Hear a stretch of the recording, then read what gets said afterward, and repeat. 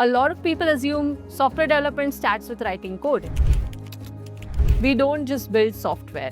We build thoughtful, reliable systems that solve real problems. That means understanding deeply before building, being intentional about every feature, and engineering for the long term, and staying invested in the outcome. And most importantly, we care.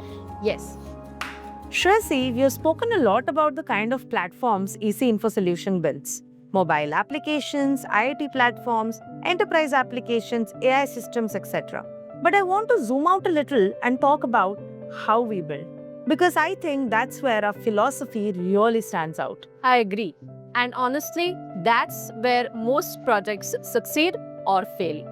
A lot of people assume software development starts with writing code. For us, it doesn't. It starts with understanding why the software should exist in the first place. And that sounds obvious, but in reality, it's often skipped. Clients come to us saying, I want to build a mobile app or I need a software application. And the first thing we do is pause. We ask, what problem are we solving? Who are we solving it for? And is this even the right approach?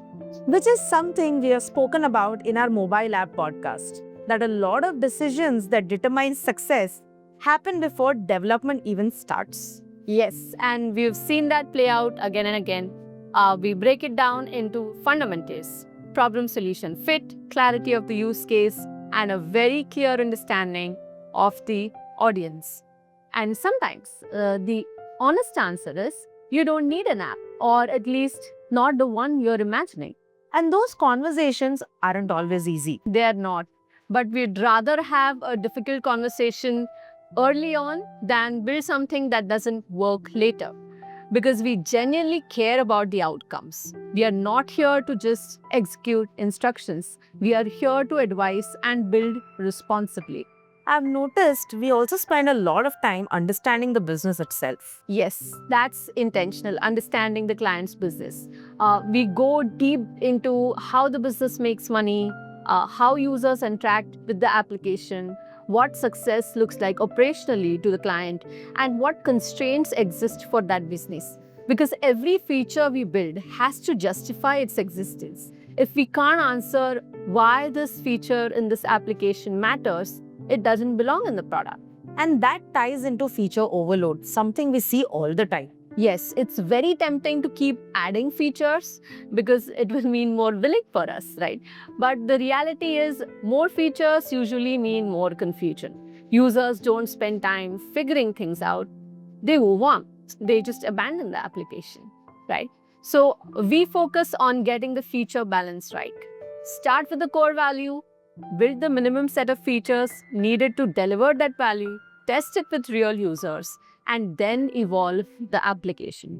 Something else I think we should talk about is we don't just think about what we are building, but how well it will hold up over time. Absolutely.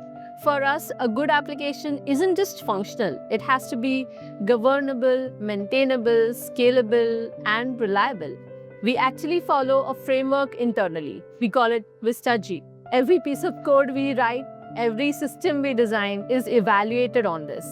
Verifiable. Can we test it properly? Does it pass rigorous checks like test-driven development?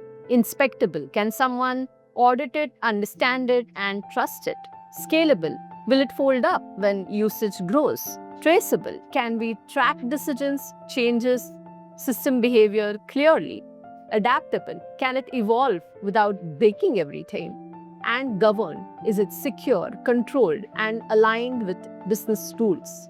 So this is not just about writing code, it's about building systems that can survive real-world use. Absolutely. Because what we are building is not a demo. It's something the business will depend on. So once all of this clarity is in place, how do we actually execute? So our software development lifecycle is structured but iterative. We move through discovery, architecture, design, development, testing, and deployment. But we don't treat this as linear. We continuously validate, refine, and improve as we go. So assumptions are constantly tested. Yes, because reality always has surprises. If that's one thing 18 years in software development has taught us. One thing that really stands out, we don't stop at building the product, right? Yes, and this is important. We always ask, is this product actually ready to go to market? Because a technically perfect product can still fail if users don't understand it and don't adopt it, or user acquisition is too expensive, or the positioning isn't clear. And also, I've seen in many cases, we actually get involved in that side as well, in terms of maybe marketing or adoption. We do.